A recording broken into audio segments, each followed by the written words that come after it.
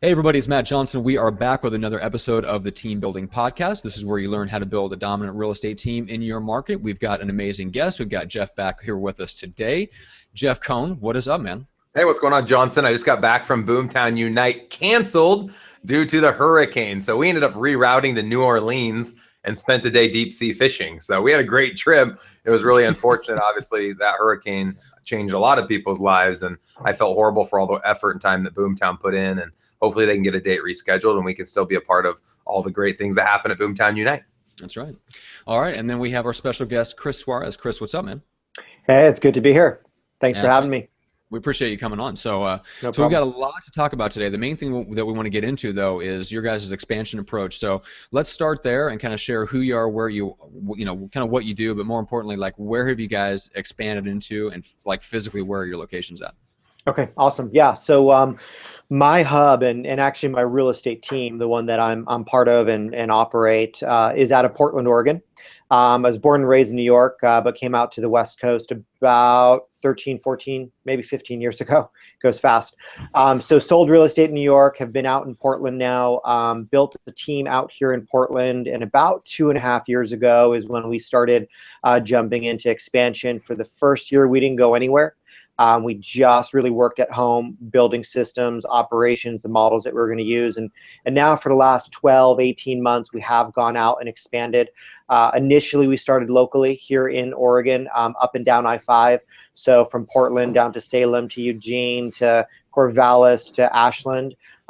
We then skipped out of Oregon and went down to, we're in Texas, about 3 different cities in Texas. We're out in Minnesota. We're in the Southeast region in Tennessee. And then we're out in Boston currently in about 4 different locations in Boston. So all combined in those cities or locations, we're, I think we're about 15, 16 spots. Wow, very, very cool. All right, so tell me a little bit about your role within the team and then within expansion.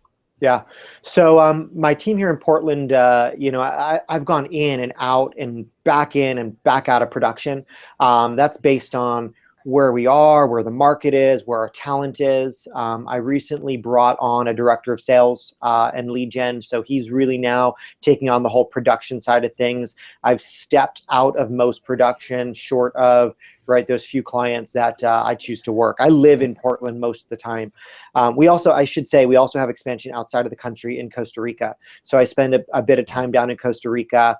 We launched Keller Williams down there, nationally franchised that, and have some offices down there, an expansion partner down there. So because of that travel and being in and out of the country, really brought someone in to take on most of the production for our team. How that developed is I also got into real estate coaching, and as we began to expand, you know, a lot of people were expanding with a lead-based model. Right, I'm gonna generate a certain number of leads. I'm gonna give you that number of leads, and that's why you want to be part of our organization. We took a slightly different approach in that we didn't want our partners to give away the core competency of a real estate agent, which is generating leads and lead gen. So we looked at that and said anybody could buy leads. Anybody can eventually figure out how to generate leads. So let's attack that. Let's coach and consult and collaborate on how to do that really, really well, while providing really that coaching platform, that collaborating platform, that community, as well as everything other than lead gen and sales for our partners. So that's why that first year was really spent building operationally, marketing-wise, all those systems, and really a coaching platform as well. And so my role truly in that expansion is a little bit of a talent search, right? You know, conversations with talent. Although we've expanded with our regional director model, so I have regional directors in those locations. That's why, you know, I've never, quite honestly, I haven't flown to Minneapolis and been with those partners on the ground, nor have I flown to Texas or Boston, or when we're in Southern California, any of those markets. So for me, it's you know, it's really a coaching platform. I'm there to coach those agents. I'm there to do group coaching calls weekly. So I can really run or deliver our value proposition from anywhere that I sit. Let me ask 2 questions, Matt, because I know our audience would probably be curious. How many agents are on your team in Portland? And out of all of those 14 expansion locations, or 15, including Costa Rica, how many agents does that total? Just ballpark. That's a great question. Here in Portland, we have four licensed agents, five now licensed agents, and then 15 licensed agents in an expansion, because our models in expansion are not teams. We're not recreating individual a team out there. Yeah, those partners are individual agents. And are those all within the Keller Williams franchise? They are. Yep, all of them. What do you own anything? So a lot of guys that I also have expansion, and I'm in Boston, Salt Lake City, Lincoln, Nebraska, and my flagships here in Omaha. And a lot of guys say, you know, the way we're choosing to do it, they you know, because it's a team, everyone's saying you can't really sell it. Why put time into building something in another city that you're never going to be able to sell? And what's your opinion on that? I mean, if you're just building out an individual, what's the end goal there? Well, I look at that as it's the same way. I look at our expansion as a brokerage. So at the end of the day, I own brokerages as well in 2 different countries. And so from my perspective, brokerages are an interesting thing. They get decent evaluations, but they're really, I own contracts with independent contractors anyway. So expansion's no different. And I think that comes from my brokerage perspective for sure. I really like that. What 2 countries do you have brokerages in? The U.S. and and Costa Rica. All right, that's awesome. Were you the first KW office to go to Costa Rica? Yeah, we partnered with KW in really that master franchise for the country. So we're at 4 offices now down there. We're about to launch our 4th. When you talk about regions, and I don't know if everyone picked this up, but you talked about how you have regional leaders. I know Gary Keller, when he expanded across the United States, he picked 10 regions. I'm guessing you're doing that similar in your expansion endeavor. How are you choosing to separate those regions? Are you doing it by state, by time, time zones? How are you doing that? Yeah, you're going to find out that I'm a firm believer in just following someone else's model if it worked. Yeah. So, well, I see over your shoulder. I think that's the one thing, isn't it? Yeah, it is. Yeah, and MREA is on the other side. I bet mine too. So what I would say is, so Gary started with 10, but immediately went to 31. Realized that 10 was going to be too big. So we have almost to a line followed the regions of Keller Williams that he laid out. Now, some of them got a little bit funky for sure early on, so we've tried to fix that. But really, our regions our map is regionalized based on KW's regions. Yep. And where we find talent, we begin to backfill those regions. I mean, that's the only reason why I end up in Texas and Minnesota and all spread out. Otherwise, I would have just locally began to expand little by little. I'd prefer to be in Seattle. And I'm not. I would love to be, and I just haven't found the right talent yet. Yep, totally makes sense. So what's the end goal for an agent that partners with you in another city? What essentially are you promising them? What are they expecting in the relationship they've entered into with you? Yeah, awesome. So we basically give them, we partner with them with all of our systems, tools, models, marketing, and coaching. And they are actually going out and building we view it as they're building their own business as any other agent would. So for instance, we set up an LLC. So for going down to Eugene, Oregon, it's experience. Our expansion brand is Experience. It's not my name. So it's Experience Real Estate. And then we basically LLC out Experience Eugene, Experience Springfield, Experience Boston, Experience, College Station, Texas. They're building that. They basically have they own their business. Should they step out, that database is still owned by Experience. Right. So, at the end of the day, they can build that as big or as small as they want it to be. Our model doesn't state like you have to be doing 10 transactions a month or 20 or 3 or 2. It doesn't really matter. We really are looking at that and saying, hey, where do you want to be? Where do you want to be financially? This is how many deals we need to get you to. Yes, we can do that. This is what is going to be required of you. Are we on board to be an accountability relationship? Yep. Awesome. So some of our partners will eventually add buyer's agents, right? Or add a listing agent. Should they wish to, should they want to be that, right? Or come to us. Right now, we're having conversations with existing teams that want to join expansion and ultimately have opportunities at regional development as well. And that's the same way, right? Gary found successful real estate agents to open up an office, and then eventually those people did become the regional directors or regional owners of the future. So we're following that same. Very cool. Yeah, very, very cool. All right, so Chris, you mentioned you've stepped in and out of the business a little bit, and we talked about this kind of in when we first met. So tell me a little bit about why, when you came back into the business yourself, you went after luxury, and how does that kind of fit into the team model? Because we don't see those two worlds cross very much. Yeah. You know, it was an interesting transition going from New York to well, first Eugene, Oregon, and then from Eugene then up to Portland. So, you know, I learned real estate or cut my teeth in Westchester County, New York, which No way. yeah. So you show up here and everything in Westchester is luxury compared to Eugene, Oregon. Yeah. So it was a market that I was familiar with, felt comfortable in. And as I got to a place in my business where I was going to do less transactions, it was a market that I realized wasn't done real well in the city where I was in, right? There wasn't anyone delivering a superior experience or even a product for the luxury market. In fact, Portland's still a little bit behind when we say luxury, right? Very few properties over 2 million sell in Portland every single year. We're seeing more and more of that show up, and I think we're poised really well for the next 5 years of what Portland's seen. But it just wasn't a thing. Like, there was no one taking on that market. And I'm a big believer in figuring out which market isn't being serviced well, and then servicing it well. When I first came to Portland, it was the condo market. No one specialized in condos. Well, I'm from New York. I know condos. Right. And so I targeted that condo market. Then as I got into that, built a market share for the condo market, I thought, man, there's no one really, really focused on luxury.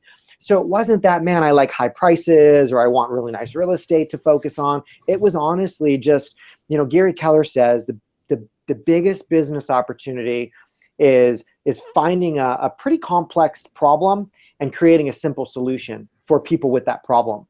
And luxury homeowners in Portland had a problem. There wasn't anyone really doing it well.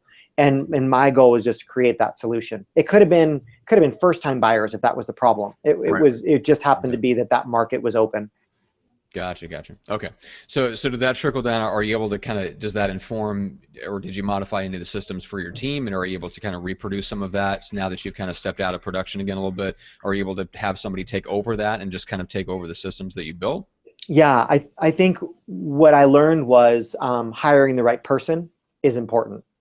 Right? Not every or just any real estate agent they all want to step in and say, hey, I'm a luxury agent now. But it was really sort of grooming the right agent, finding the agent that could feel comfortable, and I would say I'm the guy that has investors as clients too, right? So I could be in a $180,000 house today and a $3.5 million house tomorrow, and honor each one of those well.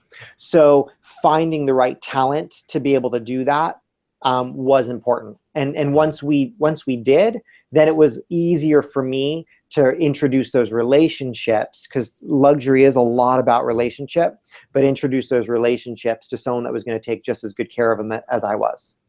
Gotcha. Okay. All right. So let's get back into the coaching and kind of the platform that you guys are building. So tell me a little bit about, let's say the accountability. So what are you guys holding those agents in far-flung areas all across the country and across the world? What are they coming in and they know that's expected of them, and what's the system for making sure they follow through? Yeah, that's a great question. So the best way for me to answer that is to just give you a little bit of insight on how our model works. Okay. So as we engage or partner with an agent, right, we'll outline everything that we're going to do for them. But then we're going to show them, we have a lead gen lever menu is what we call it. So, right, we open up this menu and we say, hey, these are the lead gen levers that we kill, right? We are awesome at these levers. We're going to ask you to choose one of them. And you're going to get coached around that one thing. You're going to get coached around that one lead gen lever. And you're going to we believe you're going to be the best person in your marketplace around this one lever.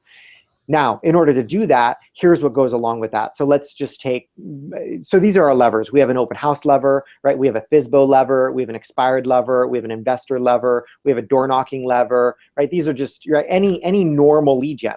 We take that one thing and we say, which one do you want to get great at? Or which one do you think fits your personality? So it's a little bit different in that we're not going to say, hey, on Monday you're on the phone from 2 to 4. On Tuesday you're doing. They're going to get one lever. Now, the open house lever is going to have some accountability items that they have to check off on a Google spreadsheet every single day, right? It's a certain number of open houses every single week. Around that open house is a certain number of door knocks around that open. It's a certain number of calls around that open. Like, there's these activities that we will say, did you complete your lever or not? When they complete their lever, we continue to invest in marketing and invest in certain external systems that are happening behind them. For instance, they say, hey, I'm doing an open house on this day. The back end portal says, here's an address. Our ISAs are on calls around that open house. Our marketing department's sending out mail around that open house. There's other things that happen, but they're really accountable to one thing and one thing only. It's completing that lever. Every lever looks different, and there are a few different activities around each lever, right? Door knocking, they have a certain number of doors to knock every single month, right? They have pieces that go, like the first door knock of the year is piece number 1. The second door knock of the year is piece number 2. But what happens is when it's that systematized, if I wanted to, I have a director of operations that watches this, we know if they've ordered the pieces that go with the first 300 door knocks. Have they ordered the pieces that go with the second 300 door knocks? Have they ordered, like, if they're doing open house, did they order the calls around the open house? Did they order the mail around the open house? Did the flyer get delivered to them? So it takes a lot off of their plate, but because it's a system, it's really easy to tell immediately, hey, are they doing those levers, or are they doing the activities? Some of the other accountability pieces are showing up for coaching, right? They have a one-on-one coaching call and a group coaching call every single week. And we can see, right, do they show up for their one-on-one? And then on group, much like, right, we do a group coaching call on Fridays, we see everybody that calls in, like, when did they call in? When did they call out? And then we do Google Hangouts, just like this one. So every single week on Tuesday, Wednesday, Thursday, we have Google Hangouts around that lead gen lever. So if that's your lead gen lever, you have a 30-minute, basically collaborative Google Hangout with agents from all over the country that are doing that same lever. What's working, what's not, let's script practice. I hop on those as well sporadically to just check in. Like this morning I was on a FSBO hangout. Yesterday I was on a door knocking hangout. But it keeps that collaborative nature as well, but that's part of their accountability. If that's your lever, get on the Google Hangout. Chris, are you guys providing admin support as well, like transaction coordinating? We are, yep. So transaction coordination and listing management. And I'm assuming for each lever, you're tracking how many deals are executed per year, per expansion partner, per lever. And the reason I'm going down that rabbit hole is it'd be very interesting to look at your 15 locations and identify the top lever as far as where the results are actually coming from. Do you know that? Do you know which levers are performing the best right now? Not yet, because like I mean, it's pretty new. Yeah, it's hard to separate the levers from the people with that sample size, right? Yeah, although to the point about as now what's cool is as we are in one location or one city and we have multiple partners now. I mean, that's awesome. We have about 4 partners in one location. That's as big as we are in one city. And we have someone on opens, we have someone on FSBOs, we have actually 2 on opens, 1 on FSBOs, 1 on expireds. We'll be able to begin to see, hey, like where are our efficiencies? How effective is this in a specific market? I think we're probably still 2 or 3 years away from really figuring that out based on, right, talent, agent, turnover, and just time in the market. How do internet leads play into this equation in terms of levers? Are you pulling that lever for your expansion teams? Yeah, so it's not a lever. That's done back home. So it isn't like no one signs up for internet lead gen lever. Okay. And with that said, it doesn't mean that it couldn't be. Like that's what's cool about a coaching model is if we built out something that could be managed by an agent and could plug them into it, we would do that. Transparently, it's not something we do huge or incredibly well in Portland, to be honest. So we layer in internet leads, but again, we're not a lead-based model. So we have some SEO, some Facebook, some pay-per-click stuff going on into their market, and they know what budget that looks like per partner. In fact, we ran an interesting experiment. I think this is worth sharing because I think we did it as much of an experiment for ourselves as the industry.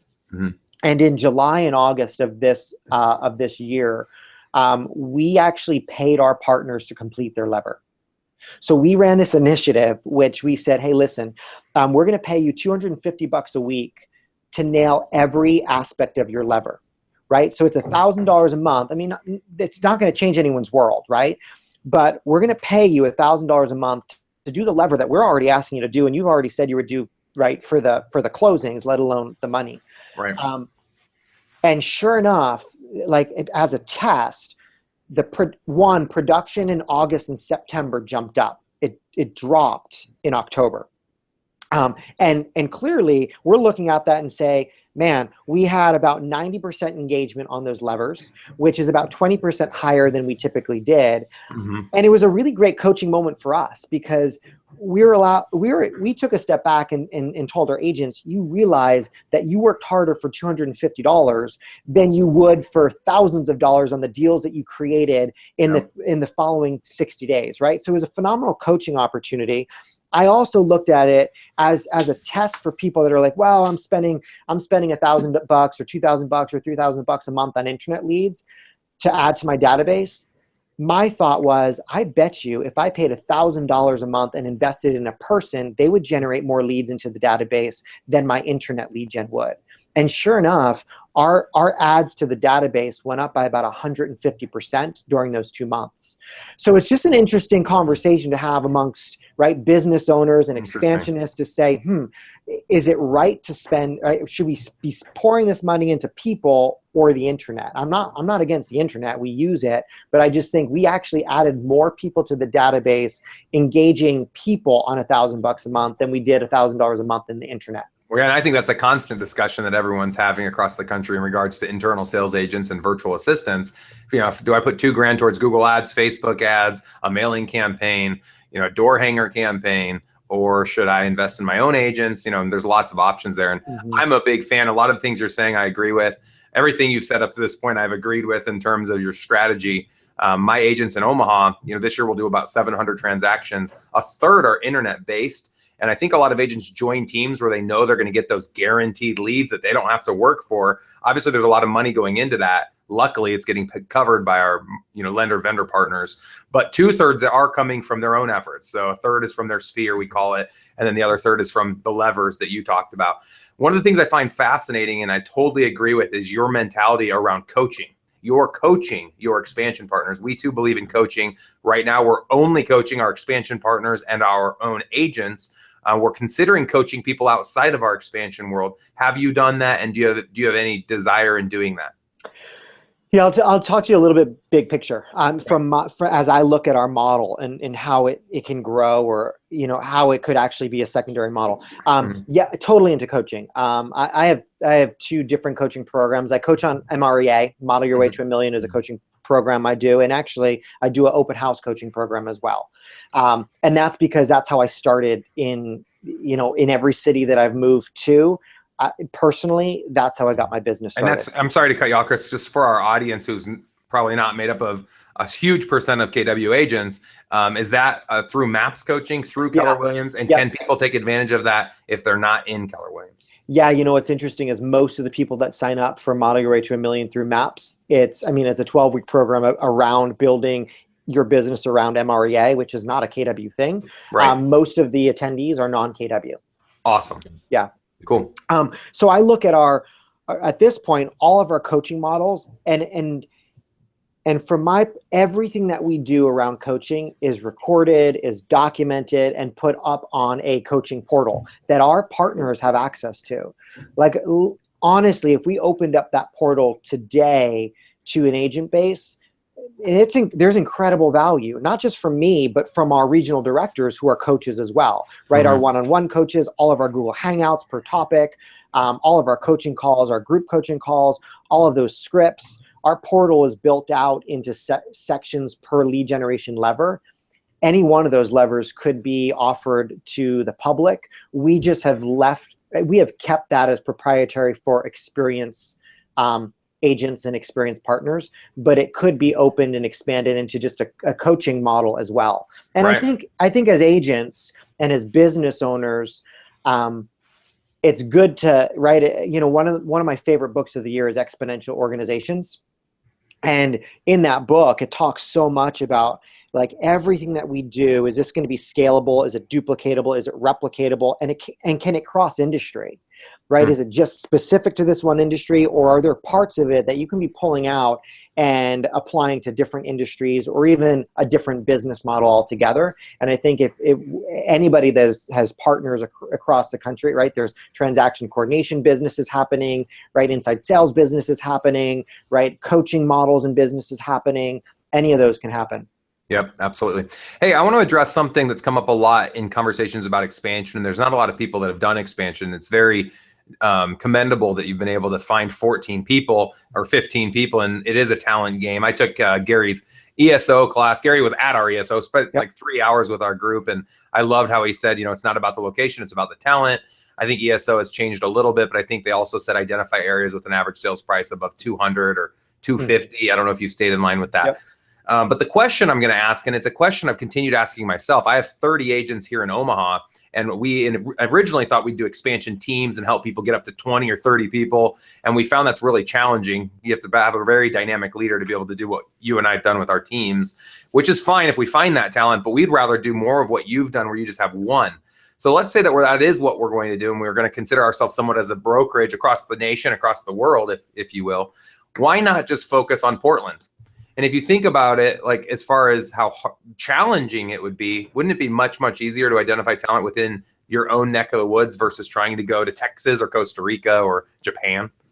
Yeah, I mean, I think there's always going to be a market cap in any city, right?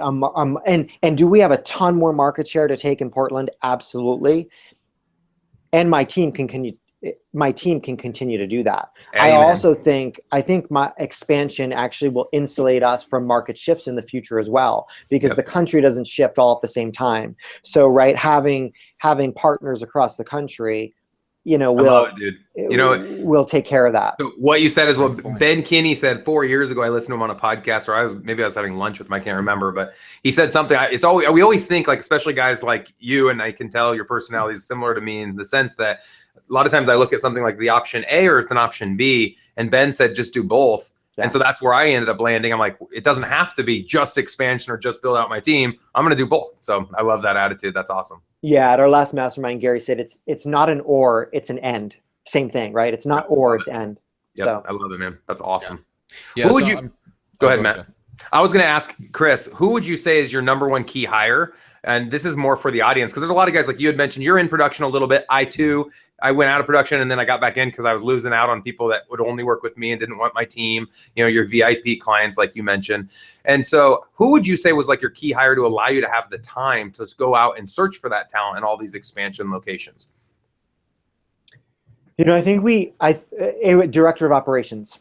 I think at the end of the day, we make our money in sales. So that's where 90% of our energy and focus goes. It's agents and getting the right agents and productive agents and awesome salespeople.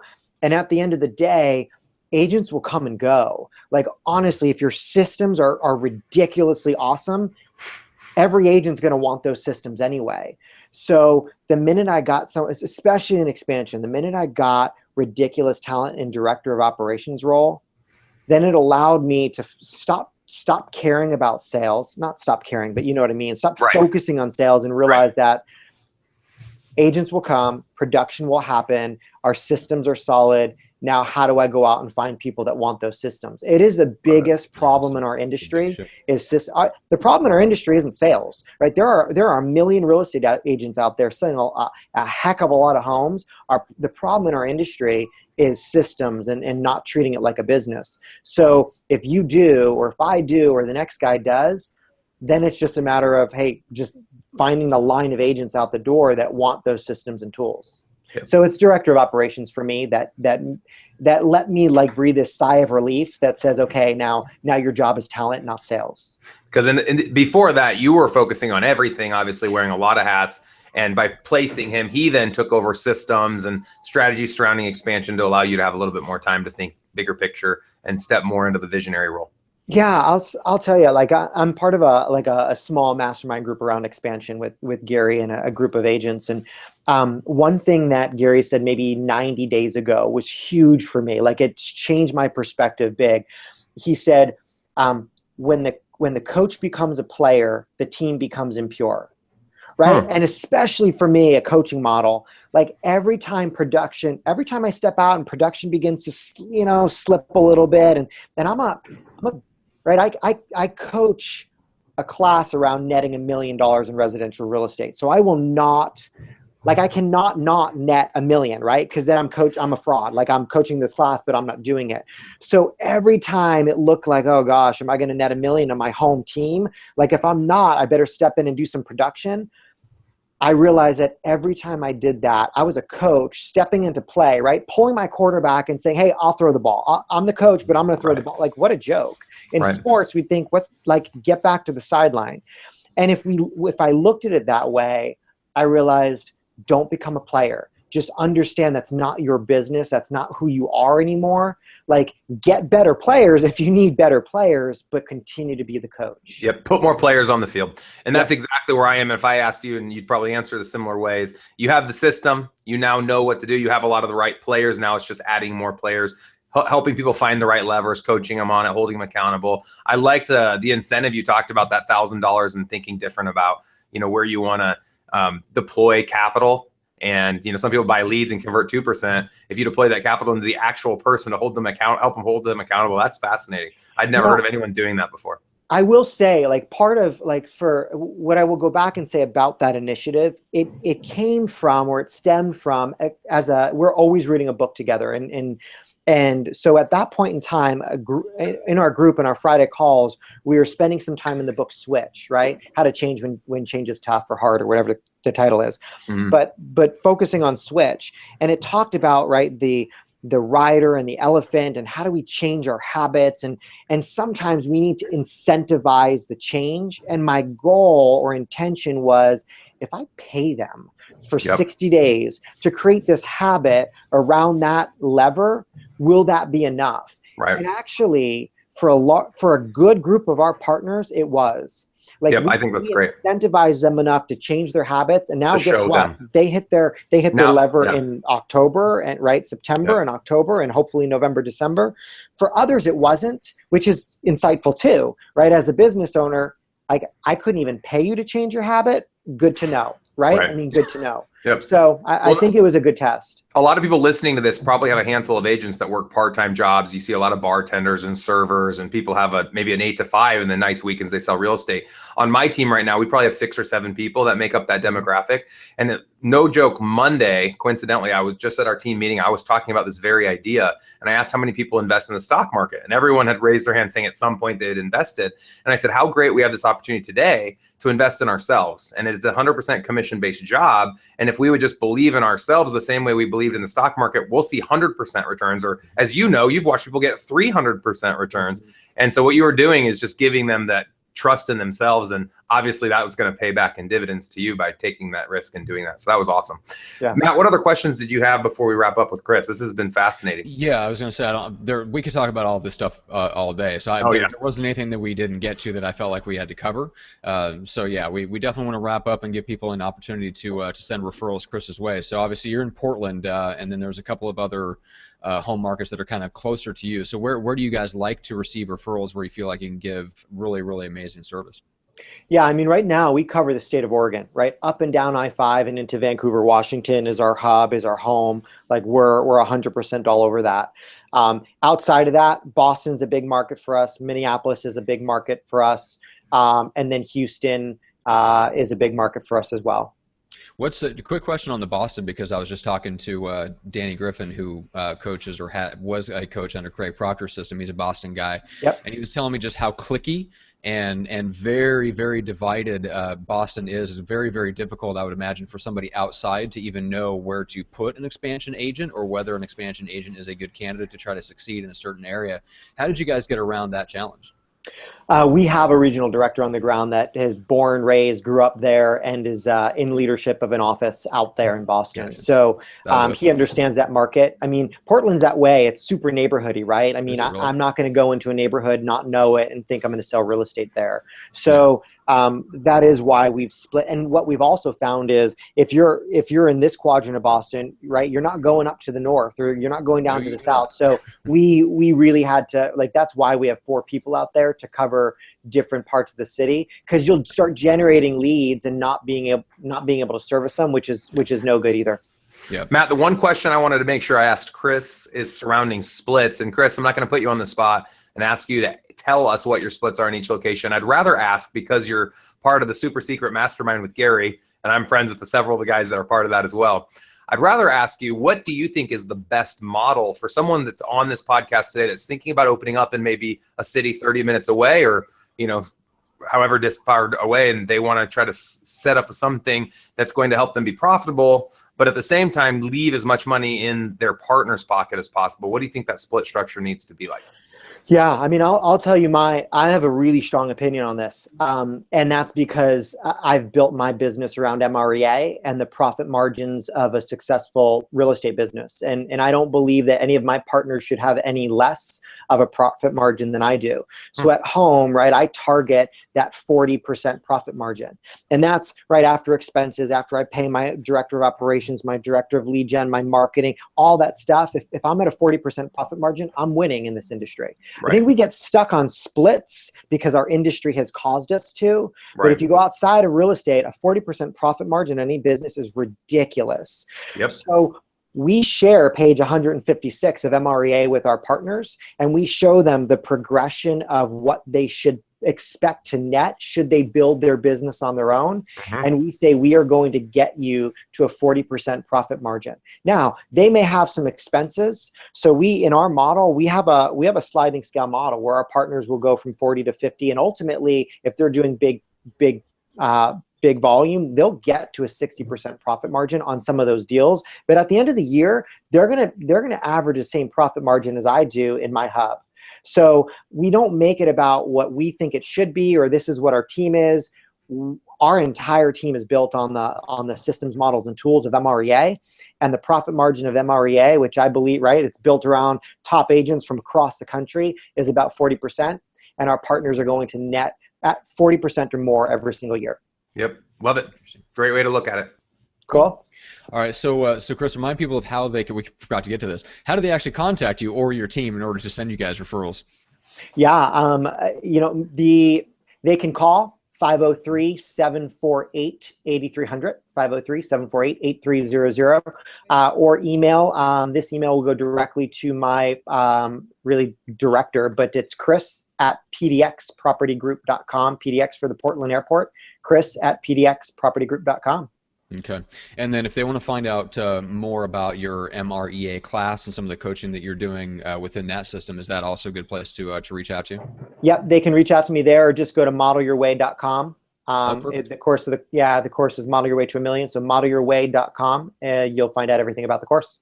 Right, and I'll second. I think the course is great. I've read the MREA book. I'm excited to read version 2.0. Has that been released yet, Chris? Not yet. We're waiting for it. But I mean, feel like it should have been out by now, right? Yeah, all the research is done. It's about a year late, but okay.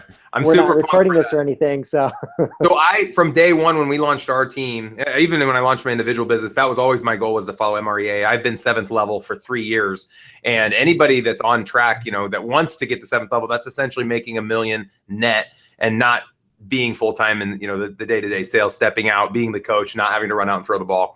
And there's not a lot of people that have done it. Gary's vision was that everyone could do it, and I still believe that he believes everyone can do it, but it's a challenge to do it. And I think it's great that you're coaching people to be able to accomplish that and have that confidence. So way to go. Awesome. And then Jeff, you want to quickly share a little bit about the upcoming team building workshops? Yeah, so on eliterealestatesystems.com, you can go on there and just click on workshops. We host a workshop every 30 days. We keep the groups to about 5 to 10 top agents. The cost is $3,000 to come to that workshop, and you get added to our private Facebook page. We have some really exciting news. I guess I'll announce it now, but we're going to start doing a live share through a Mevo camera of all of our team meetings Monday, Wednesday, and Friday to anyone that takes advantage of our team building workshop. And so you can look at that as a type of coaching, in that you'll be able to have access to all of our training and coaching that we do at our flagship team in Omaha, and we'll live broadcast that to our private Facebook group. And then also, for coming to the workshop, you get access to our Google Drive, which is like Dropbox. It consists of all of our intellectual property, hundreds and hundreds of hours of R&D, systems, training, videos, spreadsheets, all of that's included. So for $3,000, there's a lot of value there. You get to spend a day with us, and then obviously you have full-time access to us after the event. You can post up questions, contact us directly, and we're here to help build businesses just like Chris. I think it's great what he's doing. So thanks again, Chris, for being on our show today. My pleasure. Thank you. Yeah. All right, guys. Well, thanks so much. Make sure to subscribe on YouTube, iTunes, and Stitcher, depending on whether you want the video or audio versions. Keep up with the show, and we'll see everybody on the next episode. All right. Thanks, Matt. Thanks.